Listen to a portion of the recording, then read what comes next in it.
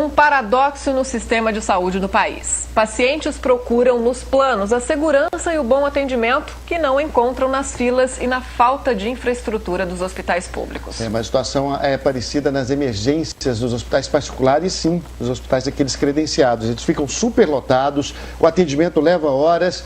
E nos consultórios, então, os beneficiários de planos ainda podem perder a vez para pacientes particulares. A Agência Nacional de Saúde prevê a ampliação dos serviços oferecidos pelos planos de saúde. Enquanto médicos reclamam da remuneração e ameaçam se descredenciar dos planos, como é que fica o consumidor no meio desse turbilhão de erros e de falta de planejamento?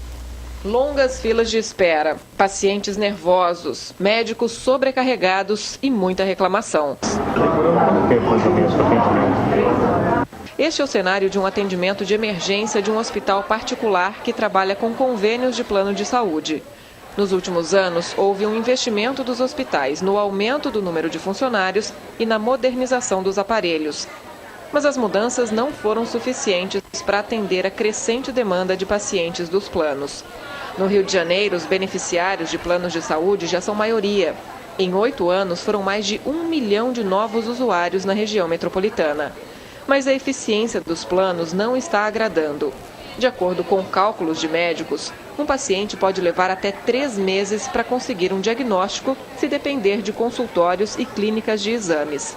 Geralmente, eles levam de 15 a 30 dias para conseguir marcar uma consulta. Com a demora, acabam recorrendo à emergência dos hospitais. A maioria dos atendimentos são de baixa complexidade, o que acaba gerando uma superlotação na emergência. A Agência Nacional de Saúde prevê uma ampliação no número de especialidades oferecidas pelos planos, mas existe um impasse.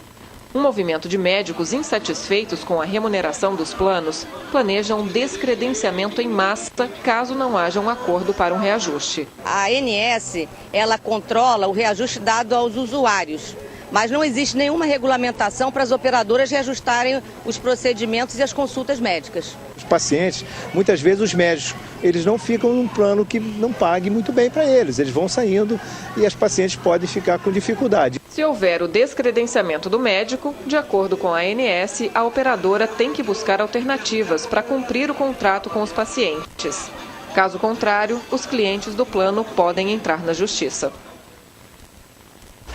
E o caos no atendimento dos planos de saúde é o tema do nosso assunto em debate de hoje. No Rio de Janeiro, a gente conversa com o doutor da Clínica São Vicente, o doutor Luiz Roberto Londres.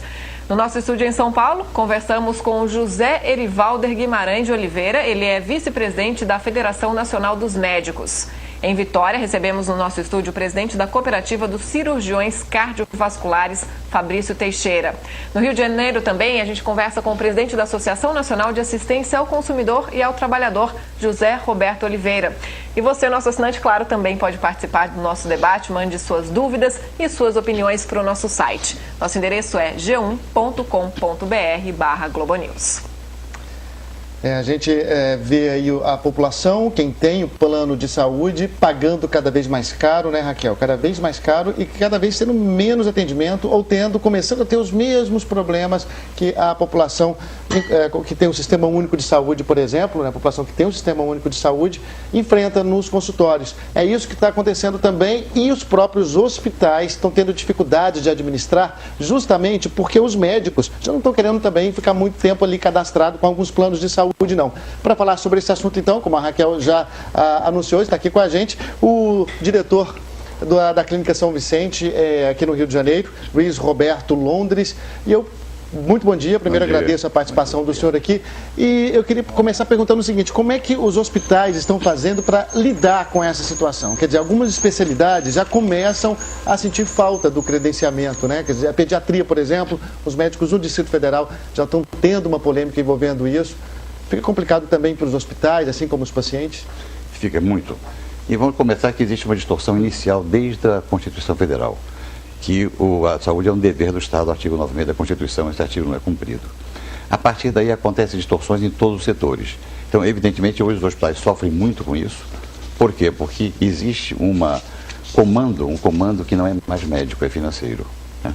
E os hospitais têm que estar dentro dessa complexidade, fazendo o seu serviço, tendo esta superlotação das emergências que vocês falaram, ela está transferindo pacientes do consultório para a emergência, que também é um erro de modelo, né? E eles têm que seguir atendendo o paciente. Nós temos que atender o paciente e seguir as ordens do médico. Essa é de um lado. De outro lado, tem outras normas das seguradoras, que também algumas são muito lógicas e algumas conflitam com o que diz o CFM. Acredito que está faltando uma visão global, que haja com que todos esses participantes tenham alguma coisa em comum para que seja preservado o direito do paciente, em primeiro lugar, que não é nem citado boa parte das vezes. Pois é isso que a gente vai discutir aí. Qual é o direito do paciente? Vamos até Vitória, lá está o presidente da Cooperativa dos Cirurgiões Cardiovasculares, o Fabrício Teixeira. Muito bom dia, Fabrício. Bom dia. A gente estava falando assim, aqui agora, essa questão da falta de atendimento em relação ao consumidor, né? Quer dizer, o paciente como consumidor, como cliente mesmo, né? A situação aí me parece que ficou mais agravada ainda, porque algumas especialidades, no caso aí, também já pararam de atender, né? Os médicos, foi cada vez maior o número de médicos se descredenciando. Perfeito. Especificamente na nossa especialidade, chegou-se a um ponto que não estava sendo mais vantajoso o médico atender os convênios. Por questões mercadológicas, disputa do mercado, os planos foram competindo entre eles, abaixando talvez o preço do plano, e eles estavam querendo passar essa conta para nós, profissionais médicos. Então, o médico que por essência é um profissional liberal, teoricamente ele deveria botar preço nos honorários dele, não era o que estava acontecendo. Quem estava colocando preço no nosso trabalho, e aí talvez seja a única categoria que permite isso, são os médicos. Ou seja, o tomador do seu serviço é quem vai falar quanto ele quer te pagar. Com isso, havia um grande número de glosas, havia um grande número de atraso, um grande número de corte de procedimentos, uma pressão muito grande para que não fosse usado um material importado, que é um material que é melhor e mais caro, uma pressão muito grande que não fosse pedido exames de alta complexidade, que são exames caros, de tal forma que isso, para a nossa especialidade especificamente, ficou insustentável e a gente optou por não mais atender os planos de saúde. Ok, doutor Fabrício, a gente volta a conversar daqui a pouquinho. A gente vai ver como está a situação agora em São Luís, porque os médicos de lá de São Luís, eles paralisaram o serviço em protesto para pressionar os convênios de planos de saúde. Eles pedem reajuste dos valores pagos pelas consultas médicas.